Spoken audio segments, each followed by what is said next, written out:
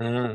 Your job to be world class is to face and achieve the impossible by applying belief, clarity, courage, collaboration, and endurance in service of a meaningful goal. And the 5 supporting actions are: reframe adversity into perspective, anchor belief and clarity, choose positivity and courage, collaborate without ego, value and endure the journey.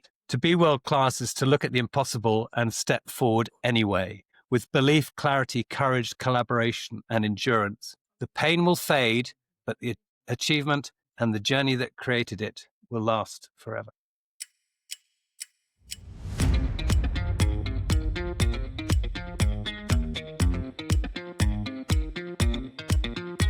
Welcome to the Sixsess Consultancy's Just Great People podcast, the podcast that introduces you to ordinary people who've done extraordinary things.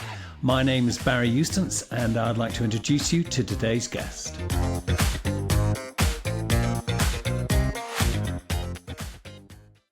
Hi, everybody. It's Barry Eustance here from the Just Great People podcast. Delighted to welcome Simon Hartley from Be World Class again today. This is a bit of a special podcast. A couple of weeks ago, Simon and his entire team, including his wife Caroline, ran the Be World Class 2025 conference at Lord's. I didn't really know what to expect. I went up and was delighted to do so. And I did a Vox Pop midway. And at the end of it, I asked Joel, who had done the Vox Pop at lunchtime, I said, look, can you add to everything I said that actually it was just a privilege to be here? It was just such a stunning day out. And Simon, first of all, I'd like to thank you and the entire team, Caroline and the entire team. It was a stunning day out, and we're going to explain why. So thank you very much. Yeah, it genuinely is a pleasure. It's exhausting, but it's an absolute pleasure. And, you know, I gain a huge amount from the events as well, because I'm there as a learner, as well as a host from the event. I don't miss any of the learning. I get to absorb all of that stuff as well. Well, what I've done, as you know, Simon's only just seen this because Simon's just dashed from one studio to another to record this podcast. What I did was, it was so profound, and I'll explain why. It was so and transformational, and people were just wowed. The person sitting next to me, Tracy, had come from Calgary for one day. Now, I'd come from Southampton, which I thought was pretty heroic. Tracy had jumped on an aeroplane and flown over from Calgary and then went back the same day. And you'll have seen by the time this podcast hits the streets, you'll have seen Tracy in my podcast, which was another great event. And we were sitting next to each other. We'd connected before the conference and then were absolutely just wowed. Because, Simon, if I may, I'll introduce the speakers as they were presented to us. Adam Walker. Adam was a drink salesman, and he's also one of the few people on earth to swum the Ocean 7 Challenge. He didn't only jump in the water off Gibraltar and swim to Morocco. He came back. Yes. In the same day.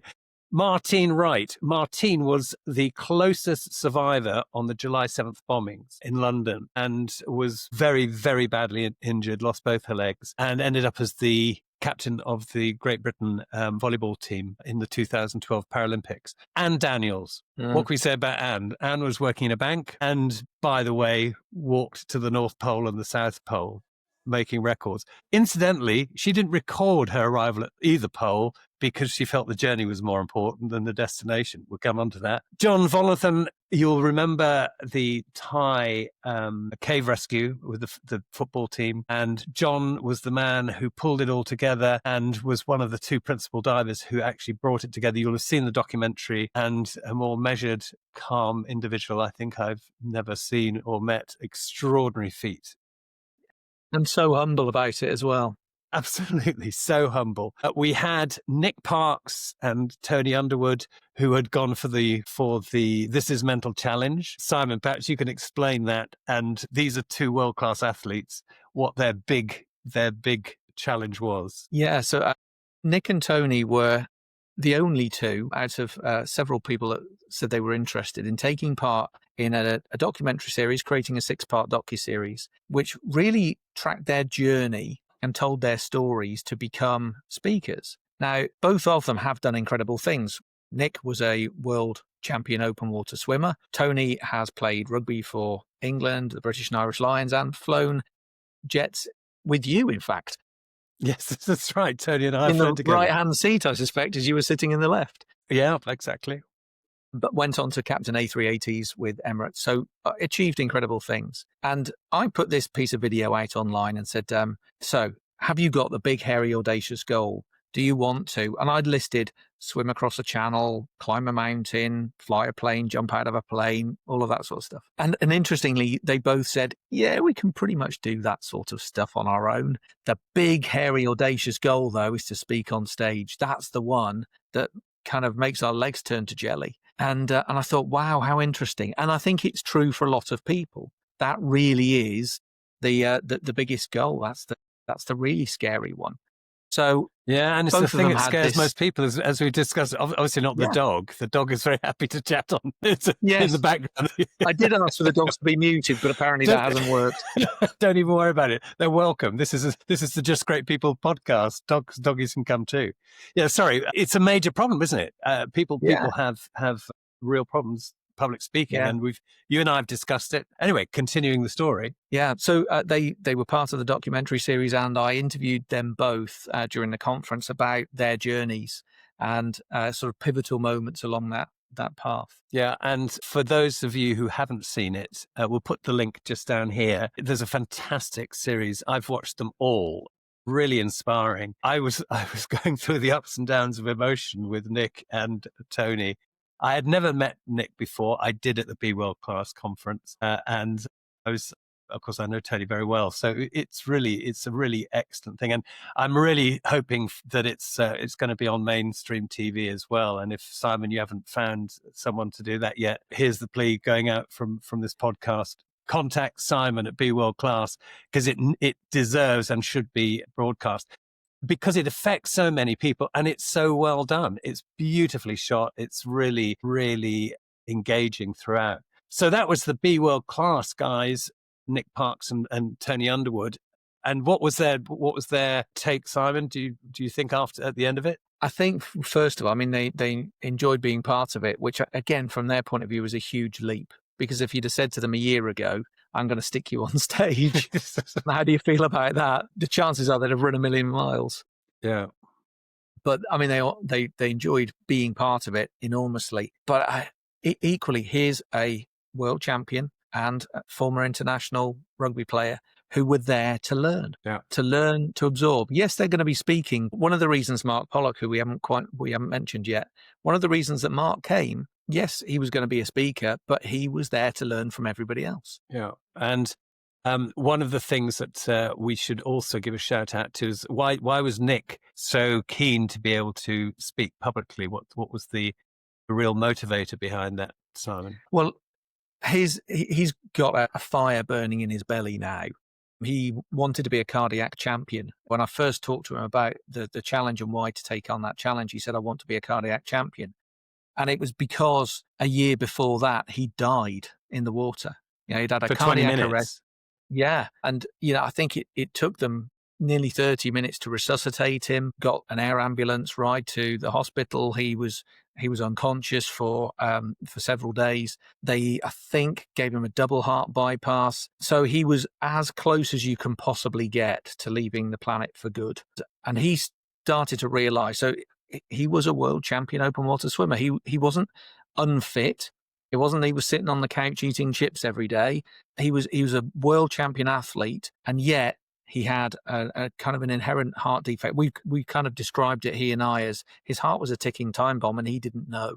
And he really wants to raise awareness now so that people can get themselves checked. He also knows that, I think the statistics, I mean, they're scary. In Yorkshire, where, he was swimming in South Yorkshire, Rother Valley. In Yorkshire, 1 in 11 people who have a cardiac arrest outside of hospital survive. 1 in 11 survive. 10 out of 11 people do not survive. So he wants to raise awareness about CPR, because the more people who can operate defib and perform CPR, the higher the chance that people will survive if they do have a cardiac arrest. But he also wants to inspire people to just look after themselves, be healthy. give their body the best and their heart the best possible chance.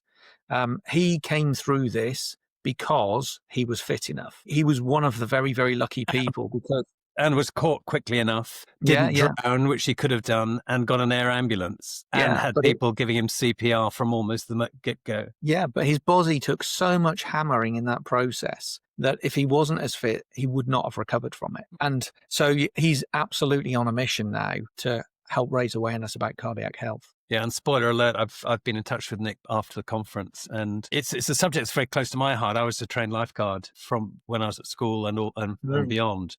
And of course, CPR, and during my airline career, it was one of the skills that we were required to have. And I feel very strongly about it.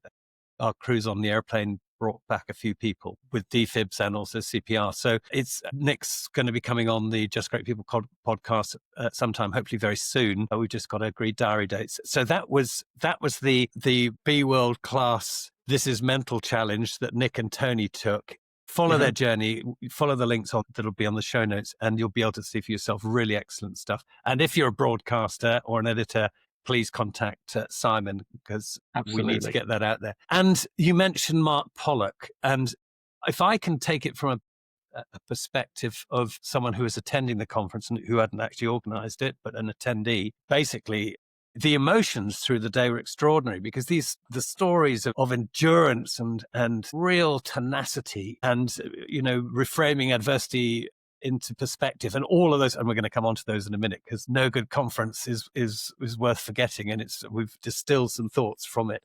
Mark Pollock, fit guy. He was studying for a business degree, was hoping to get into investment banking, and he had retinal detachments and he went blind. That would floor most people. He decided to go to, was it the Antarctic or the Arctic, or was it both? The Antarctic, The Antarctic, as you do. I've just gone blind, I'll go to the Antarctic. And part of the condition was he had to get some people to go with him.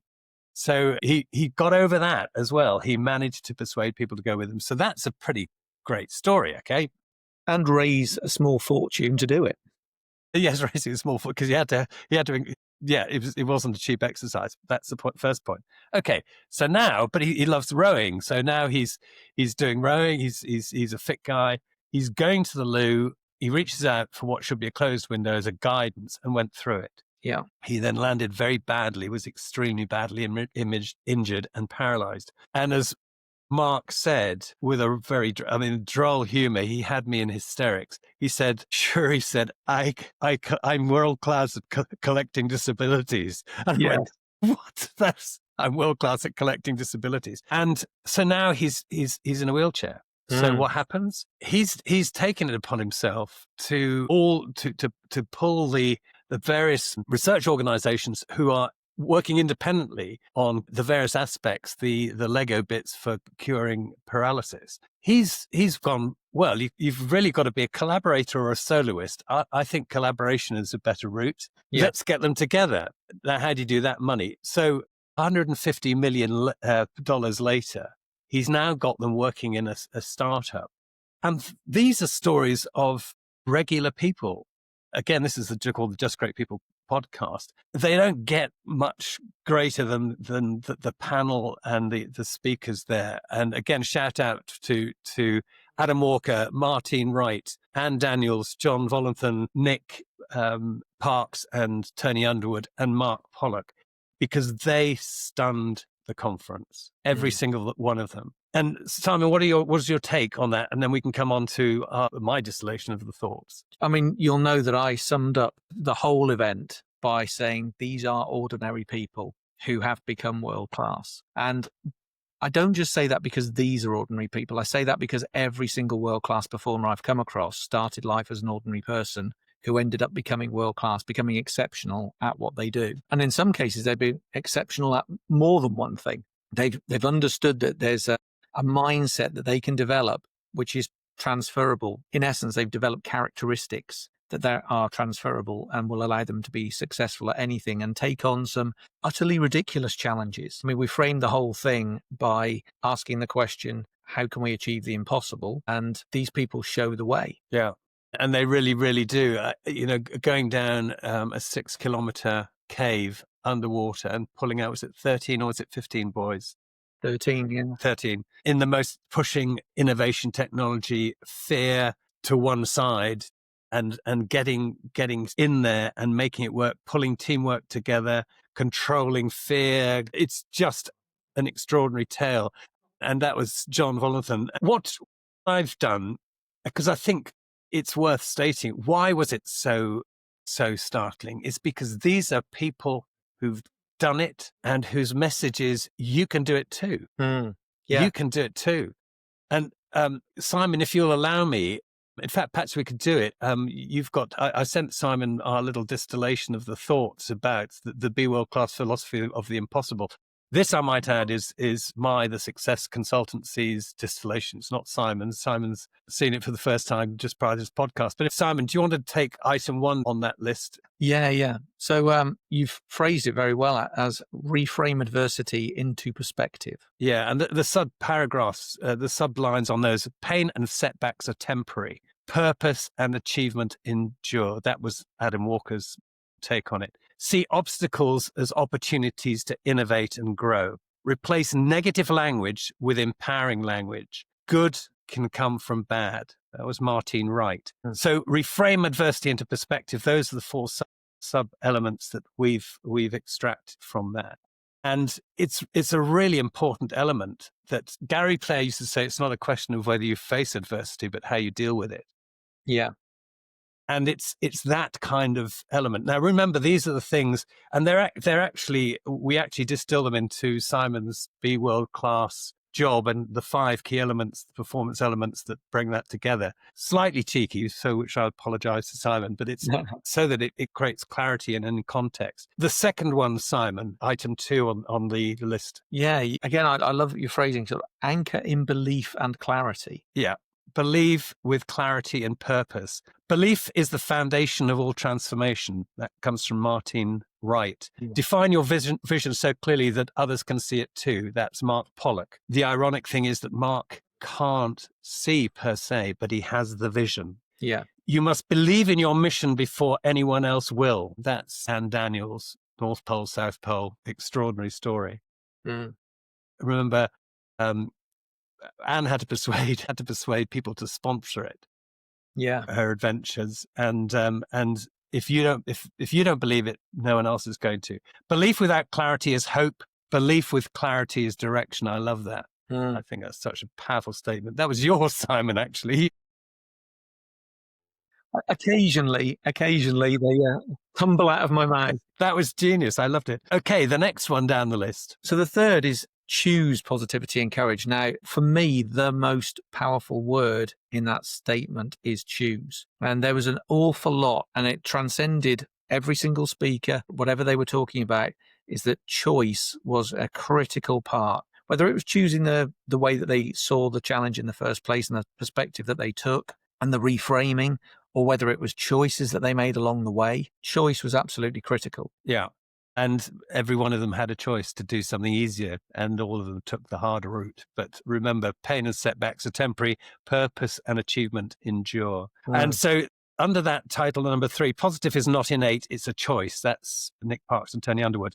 Courage is the decision to step forward despite fear, from Anne Daniels. Make your choices. You can be a spectator or a competitor, an optimist or a realist, a soloist or a collaborator. This is from Mark Pollock. Yeah. And Mark made it very clear that being an optimist doesn't help. You've got to be a realist. You don't raise 150 million when you've been hit as hard as Mark has been. You don't hit 150 million combining technologies that hopefully are going to, at the earliest stage possible. And I've asked him the question, what does he think the budget is likely to be to cure paralysis, which affects 60 million people worldwide. 60 million.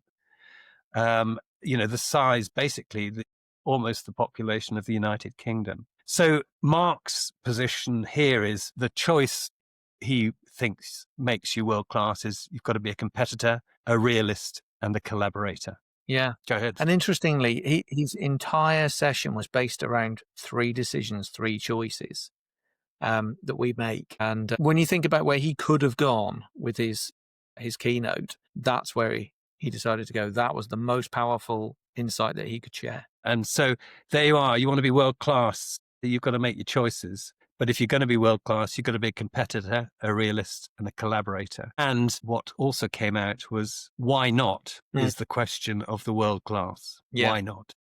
Yeah. And that was really interesting. So I noted that John said that, his last words were when he faced those real challenges and when the people around him faced those real challenges, he would quietly ask himself, why not? Yeah. And that's John Volanthen, who rescued the Thai football team, along with the team, actually. So I think it was very much a team effort, but it was the quiet stoicism and determination of John and the team that made it happen. There was a lot of stuff getting in the way, and you've got to watch the documentary or go to one of John's talks to get the full picture. Item number 4, Simon. Yeah, and this dovetails really nicely with what we've just been saying. It's collaborate without ego. Yeah. Leave your ego at the door. What's the point? There's collaboration. Egos are going to butter, obviously. That's real life. But ideally, bury it, get on with it, collaborate. And no one achieves the impossible alone, is Mark Pollock's take. Build team me, Martine Wright. I think that resonated with a lot of people. A lot of people. Team me, the people who support me. And actually, Anne had team us. So because Anne was working with the team up to the polls, although ultimately it got a bit thinned out. Teams thrive on respect, trust, communication, and diversity. Absolutely. Yeah. Absolutely. And collaboration is great. You'll love this, dear listener and viewer. Collaboration is the engine. Ego is the brake. Fantastic. One to tuck away for a rainy day or the next time you want to climb Everest. Okay, item number 5, Simon, on the list is value and endure the journey. Again, so this is something that I reflected on towards the end. Most people understand the destination, but we have to invest in the journey. Yeah, absolutely. Absolutely. And it was a point that Anne Daniels made really well when I said a little earlier in the podcast that Anne didn't actually record the event of arriving because she felt that the journey was so important.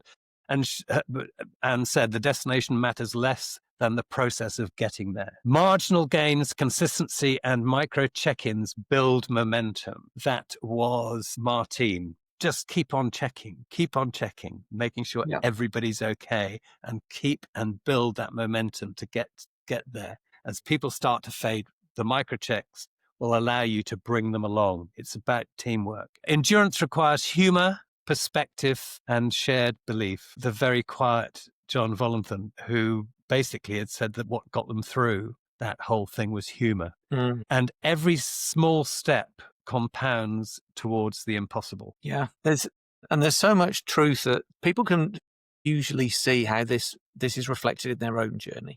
Because these people might be talking about crossing the Antarctic or the Arctic or swimming in horrendous conditions underwater to go and rescue people. But actually it's reflective of most journeys. And therefore we can usually see elements of all of this in our own journey. That's where I think the real power of the whole event is, that we can start to understand that these insights apply to us. They are utterly transferable.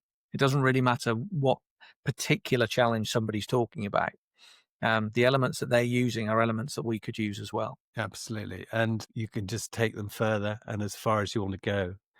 And item number 6. I've only got 5 on mine. My fault, probably. I will read items 6 through to 8 because they're relatively short. We communicated this just literally before the podcast. I sent it through to Simon as a PDF, so my apologies. Basically, item 6 is act with focus and calm under pressure. Narrow focus in the moment. So narrow focus in the moment. Deal with what's directly ahead, John Volanthen, and plan, align, and execute over time. John has a sort of, right, you're in a cave. You're 6 kilometers in the side of a mountain. You're underwater and you're carrying a child out and something goes wrong. Now, for a lot of us, particularly the extremely claustrophobic me, I would have issues dealing with any of those circumstances. John's technique was to focus on the next 3 seconds, then the next 3 minutes, and then the next 3 hours.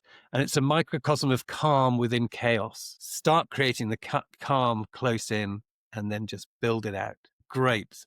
I'll try that next time I'm stuck in a lift. Mm. And I can remember reflecting with John during the Q&A when he was talking about his 3-3-3 rule, 3 seconds, 3 minutes, 3 hours, that it's similar to in aviation, aviate, navigate, communicate. It's about just kind of getting the focus in the right place at the right time. Do the thing that's right in front of us and that's most immediate first, and then we can start to extend our focus a little bit more and do, once we've got the critical task nailed down, start to think a little bit further ahead. And once we've got that safe and locked down, then we can start to think a little bit further ahead again. But there's no point in starting to get wrapped up in what might happen in 3 hours if we haven't nailed the 3 seconds. And from his point of view, underwater, that really means breathing. Can I get oxygen into my system, because that's the thing that I need right now. If my regulator's right and I'm breathing properly, that's job 1 nailed down. Now I can start to think about what's going to happen in the next 3 minutes. Just finishing this point 6, visualize success briefly and often to stay centered. Actually keep on visualizing. Simon, your thoughts on that? Yeah, and we were talking about direction, sort of acting with direction. This just helps remind us what a good step forward looks like. A step in which direction? If we're making many steps but we're going round in circles, that's probably not going to be productive. So, just checking in with that visualization. Make sure we check in with what direction are we looking to go in? What success are we looking to achieve here? Let's make sure that our steps are in the right direction. Yeah, and that's exactly what we did in airplanes. You're going to a destination, you're constantly thinking about the destination and doing everything you can to optimize the process and to maintain focus on that. Okay, so the next item, this is part of the distillation. I'm back on the right page now, by the way.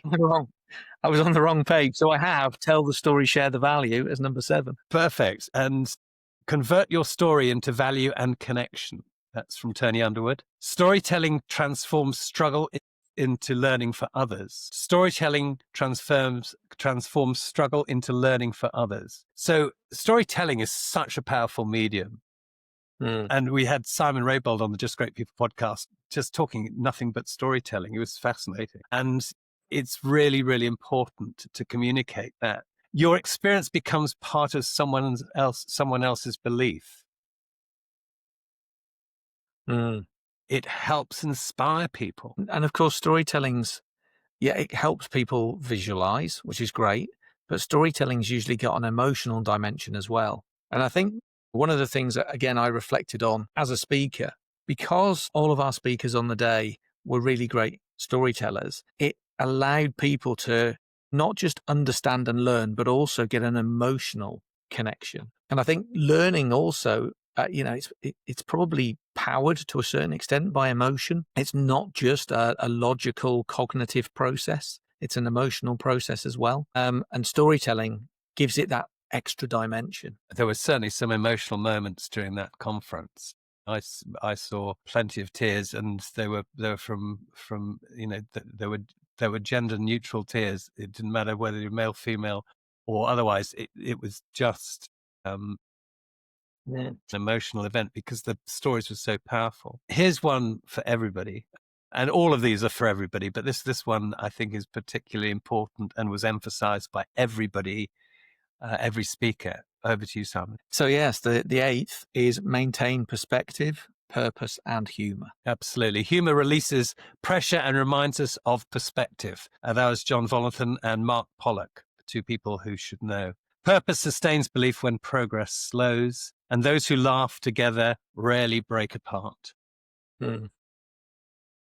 And just to finish this little section here, and assuming we're on the same page again, Simon, is you may remember when Simon and I did our first podcast, Simon talked about his local county level swimmer who had aspirations to be a world-class competitor. Simon, do you just want to quickly run us through that story? Yeah, so Chris, when I started working with him in 2001, was not even in the top 4 in Newcastle. And when he finished, his last competitive race was in 2008. He was a double Olympian, an Olympic finalist, double Commonwealth medalist and record holder, and the 7th fastest in history in the 100 meters breaststroke. And the turning point, the real sort of pivotal moment in that journey was the moment we finally understood his job, which sounds ridiculous, but we got caught up, as most people do, confused, thinking that his job might be to win or to break records or make the British team or get sponsorship or funding or something. None of those things were his job, of course. They were just the outcome that accompanied doing his job well. And when we understood his job, he became brilliant at doing it. And there were 5, my recollection, so this is how I've drafted it, was that there was the job and the 5 key things that supported that. So with due deference to Simon and the Be World Class philosophy, and I have to say I've recited that particular example so many times, and interestingly I've had it recited back to me a lot.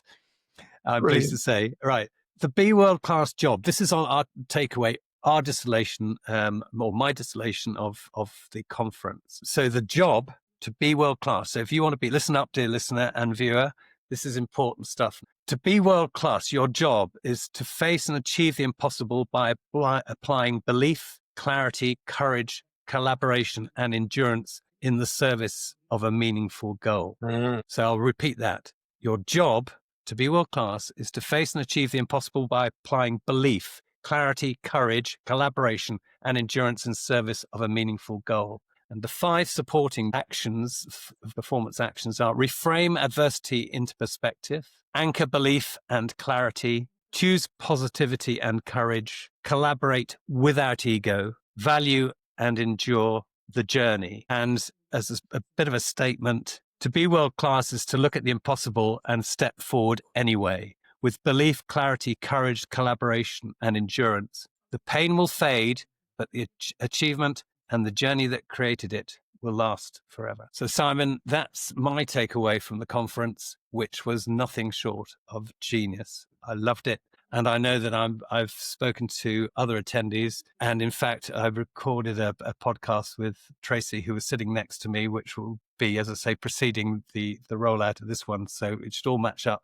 Watch them both. And we discussed it in those terms. So what we want to do is encourage more people to actually receive the greatness of the output that's coming at us, and to be aware that Simon's running these. Simon, could you just take us through what people can and should do when the next one comes up? Yeah, well, to help people who are interested, because we don't have a date, a theme as yet, a venue for the next one, but on our events page, so on the Be World Class website, on our which is on page, the show notes below. Yeah. We have a little sign up. So very, very simply, if you put your name and email in there, we will notify you when the next events have been scheduled. Once we've got dates, times, venues locked down, we will send everybody a note to say, we're going. If you want to come, let us know. And it not only will you come away, as I've come away, feeling that it was a privilege to have been there with just a brain full of inspiration, but it's a wonderful networking event and a wonderful environment to really have so much value. So that's my take on it. The Be World Class Conference 2025 was absolutely world class, totally inspiring. Have left the entire audience, without exception, with real inspiration and drive and a completely new perspective on what it takes to be world class. And it starts with being just an ordinary person like you and me and just deciding to follow the principles that we've just been through, albeit that those have come as my distillation. They're not necessarily endorsed by Simon or the Be World Class organization, but that's my take from it. Simon, what are your thoughts? Yeah, I'm continually inspired by these people because, exactly as you've said, when you look at where they started, they had very modest start points, but they plotted their own journey. They understood that the next step was a step that they were consciously, deliberately making. They made it in a certain direction. Often it wasn't an easy one, but step after step after step, they plotted a journey to become exceptional, and in some cases achieve what many people would describe as impossible. And just by following their example, we can take on our own challenges, climb our own Everests, and often conquer things that we probably never thought, never ever dreamed we could do. And that's the real magic in this. There you have it, folks, from Simon Hartley from Be World Class and his team. You've heard it here on the Just Great People podcast. Next time you see it advertised, make sure you're there, because you'll absolutely be glad you did. Simon Hartley from Be World Class, thank you so much for being on the Just Great People podcast. Simon, always a pleasure. Thank you. If you'd like to know more about the Sixsess Consultancy's People, Change, Leadership and Management Framework, please simply click on the QR code or in the link in the show notes below. And please do remember to like and subscribe the Just Great People podcast. Thank you. So that's it for today's Just Great People podcast from the Sixsess Consultancy. We hope and trust you've enjoyed it. Please join us next time, and please do remember to subscribe. Thanks for joining us.